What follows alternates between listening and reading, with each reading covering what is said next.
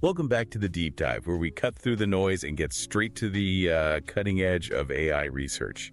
Today, we're diving into the Mercury paper from Inception Labs, and this looks like a really significant development for large language models. Absolutely. Especially when it comes to speed. It seems to challenge some long-held assumptions. It absolutely does, yeah. The core innovation here is applying diffusion models, and yes, that's the same tech behind the stunning AI images, but applying it directly to language generation. Right, the image stuff is what everyone knows. Exactly.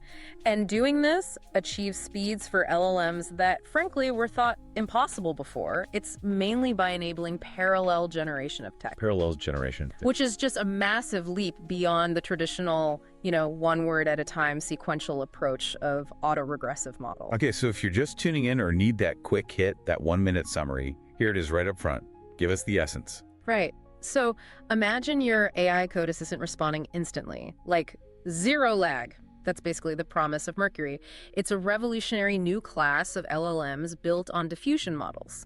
They still use the transformer architecture, which is clever, but they use it to predict multiple tokens in parallel. Multiple tokens at once. Yep. The huge breakthrough is it generates language with just unprecedented speed. We're talking up to 10 times faster than the existing speed-optimized frontier models. And this is particularly true for coding applications, like their first models, the Mercury Coder Mini and Small. Okay, faster is great, but what about quality? Does it just spit out gibberish really quickly? That's the critical part. No, it achieves this mind-boggling speed while matching or even surpassing the quality of top frontier models. And that's not just on benchmarks, but in real-world human evaluations too. Wow, okay. So yeah, this isn't just a slight improvement. It feels like a fundamental shift in how we think about LLM speed and efficiency. Okay, let's unpack this properly then.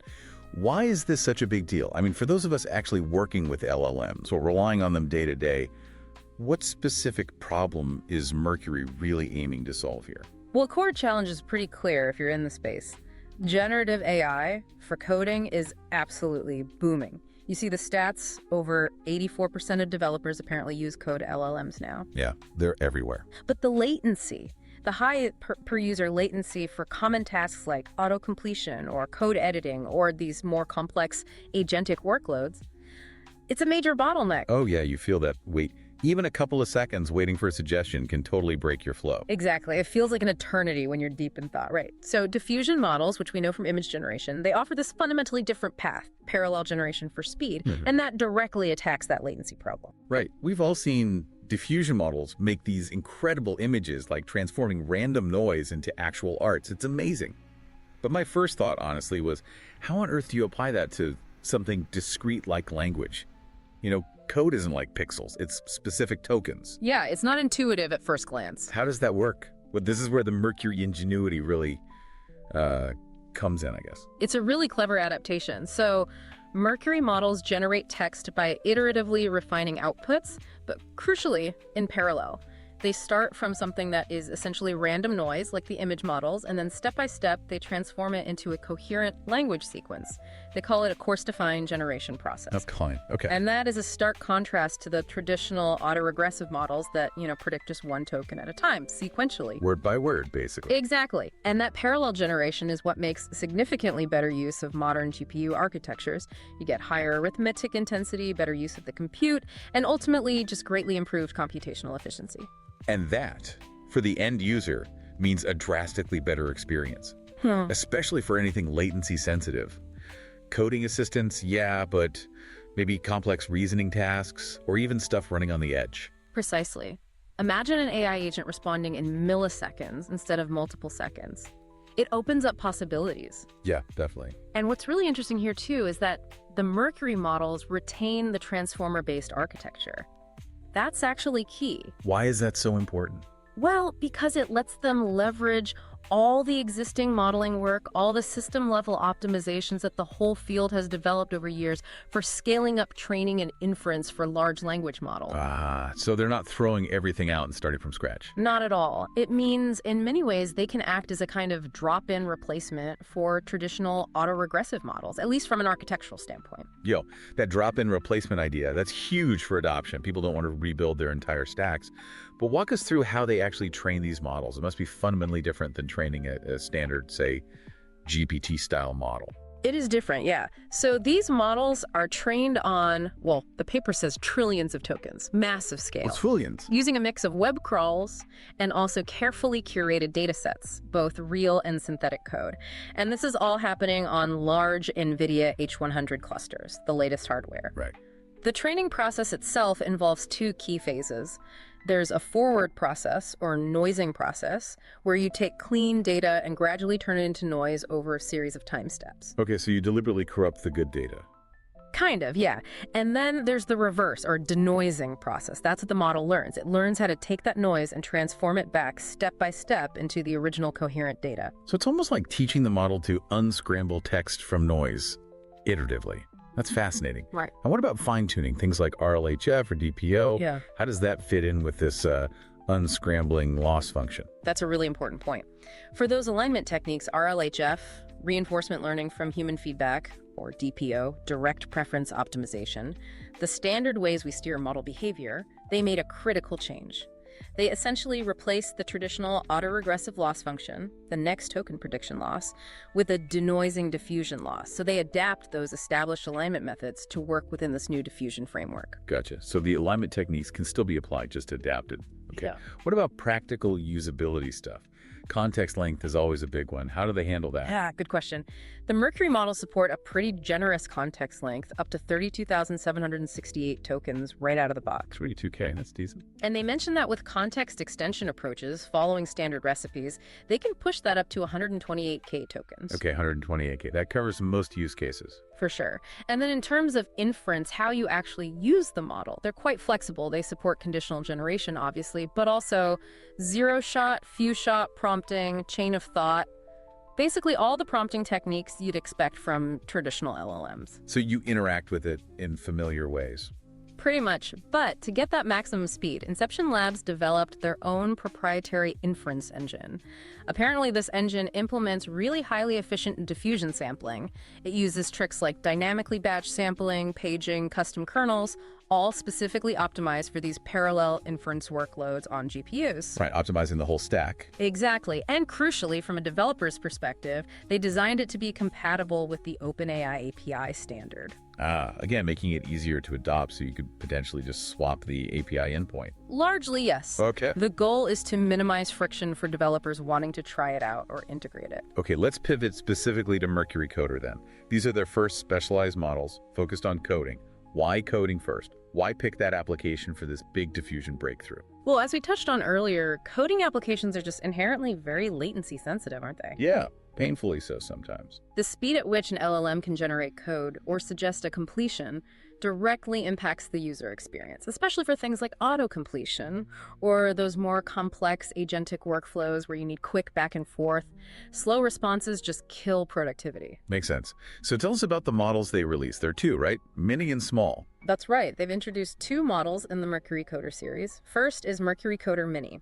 This one is all about maximizing speed. It hits over 1,100 tokens per second on H100 GPUs. 1,100 tokens per second. Yeah, it's wild. And it still offers competitive quality compared to popular speed-optimized open-weight models out there. Then there's Mercury Coder Small. This one aims a bit higher on quality. It matches the quality of popular frontier speed-optimized models like the ones from the big labs. But here's the kicker. It delivers 3 to 10 times better throughput than those models, running at over 700 tokens per second. Okay, 700 plus tokens per second while matching frontier quality. That's impressive. Let's really dig into those numbers because, like you said, this is where Mercury seems to just blow everything else away. We saw those independent evaluations by artificial analysis. What did they actually show in terms of raw output speed compared to the models people are using now? The numbers are pretty dramatic, yeah. According to that artificial analysis report, Mercury Coder Mini clocks in at 1,109 tokens per second. Okay. Mercury Coder Small hits 737 tokens per second. All right. And how does that compare? Well, let's look at some leading frontier speed-optimized models based on those same evaluations. You've got GPC 4o Mini at around 59 tokens sec, Claude 3.5 Haiku, about 61 token sec. Gemini 2.0 Flashlight is faster at 201 token sec.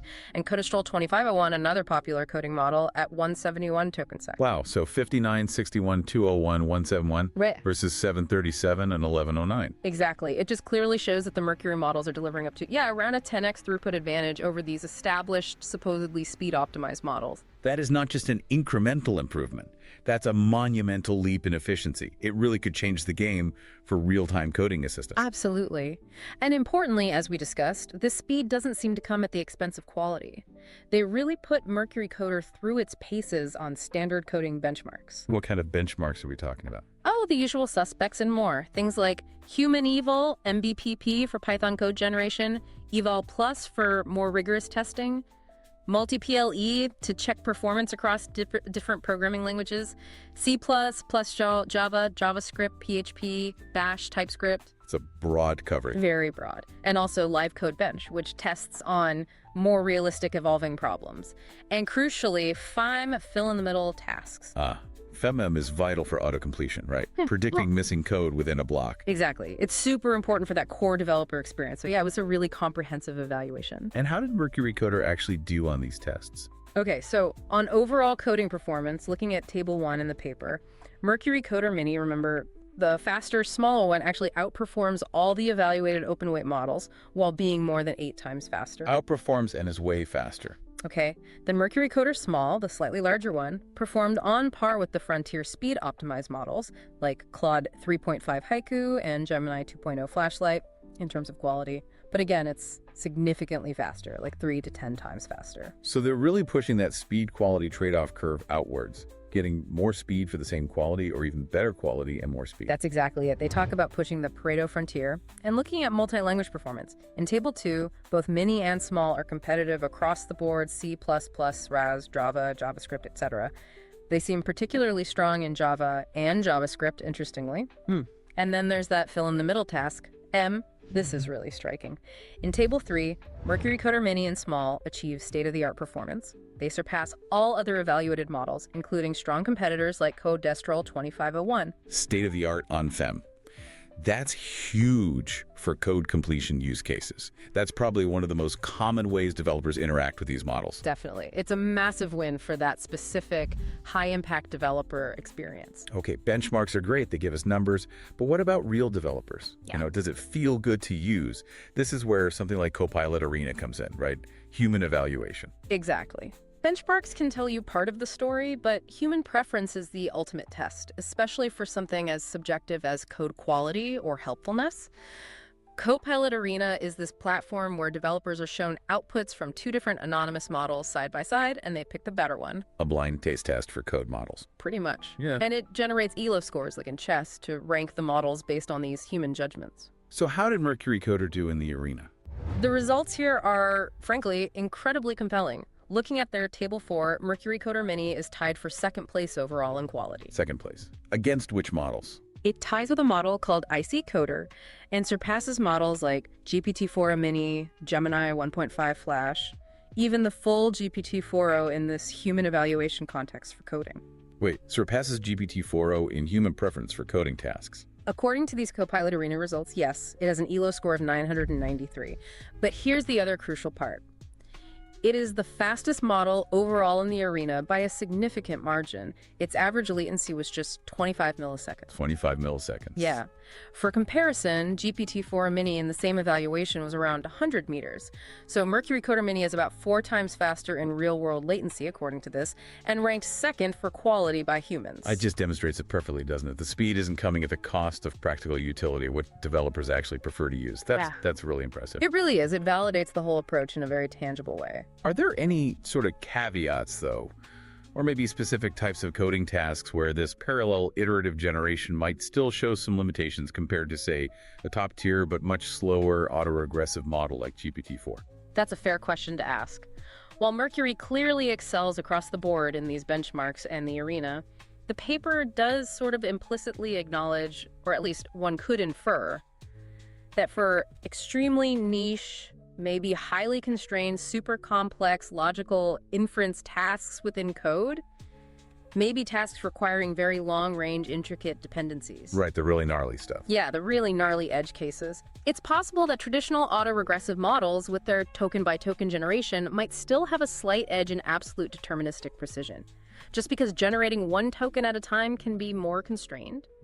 However, let's be clear. For the vast majority of practical coding scenarios, your auto-completions, general code generation, refactoring, documentation, those agentic workflows, the speed benefits of Mercury seem to overwhelmingly outweigh any tiny theoretical edge an AR model might have in those extreme cases. And the human evaluation data from Copilot Arena really seems to back that up for practical use. Absolutely. It strongly validates the practical utility and user preference. Okay. And what about scaling? You mentioned the small model performs better than the mini. Does the paper suggest this approach scales well if they wanted to build even larger diffusion LLMs? Yes, that's an important observation they make. The fact that the larger Mercury Coder Small consistently performs better than the Mini across basically all the benchmarks is significant. Right, that's what you'd hope to see. It suggests good scaling properties. It indicates there's significant potential for further scaling diffusion LLMs to even larger sizes, likely leading to even better quality while hopefully retaining substantial speed advantages. And this scaling potential, combined with the speed, it connects directly to real-world impact, doesn't it? How specifically can these diffusion models help reduce inference costs? That's always a huge factor in deploying AI at scale.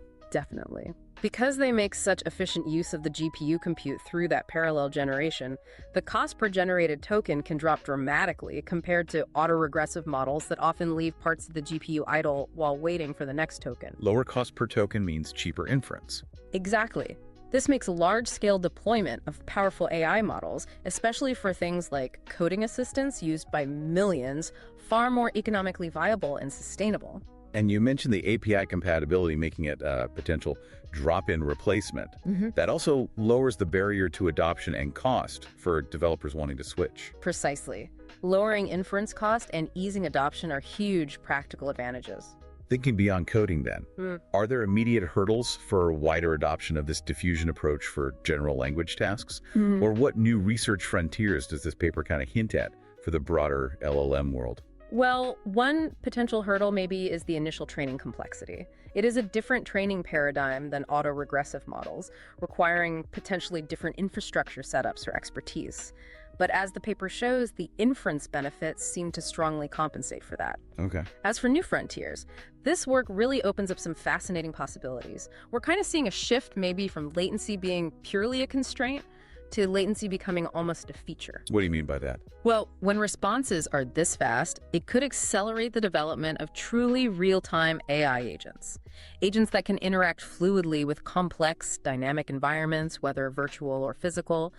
Or it could enable much more sophisticated AI applications running directly on device, on your phone or laptop, where every millisecond and every bit of compute efficiency really counts. Yeah, real-time interaction, better edge AI. We could also see deeper integration into developer tooling, moving beyond simple completions to things like real-time code transformations as you type, or truly interactive debugging assistants that can analyze and suggest fixes almost instantaneously. The low latency unlocks new kinds of interaction. So to wrap things up, we've taken a pretty deep dive here into Mercury. It genuinely feels like an innovative leak in LLM technology. It's clear Inception Labs has managed to, well, successfully merge the power of diffusion models with the demands of large language models, especially for coding. Absolutely. And just to reiterate the two absolute core takeaways for everyone listening. First, Mercury offers just unparalleled speed. It's outperforming the top speed optimized models by up to 10x in throughput. Huge speed increase. And second, crucially, it does this without compromising on quality. In fact, sometimes even improving it, as shown by those rigorous benchmarks, and really importantly, the real-world human evaluations on Copilot Arena. Speed and quality, the holy grail, really. Pretty much. Okay, so here's a final thought to leave you with. If diffusion models can unlock such dramatic speed improvements for discrete data, like text, and particularly code, where else could this paradigm shift apply? I mean, what new kinds of latency-sensitive AI applications suddenly become feasible when response times drop from seconds down to milliseconds? Think about truly real-time AI agents, or maybe much more powerful AI on edge devices. It really raises an important question about what's next. Yeah, it definitely encourages us all to consider the broader implications, doesn't it? The impact on the future of AI infrastructure, the kinds of AI experiences developers and users can start expecting in the coming months and years? Could we see multimodal diffusion models that generate images and text, maybe even audio or 3D models, all seamlessly, all at these incredible speeds? The efficiency gains could genuinely revolutionize not just coding, but maybe the entire landscape of generative AI. It's quite exciting. It really is. Well, thank you for joining us on this deep dive. If you are an AI researcher or an ML engineer listening, we definitely encourage you to check out the Mercury paper and maybe even their API and playground if you can, to experience this remarkable speed for yourselves.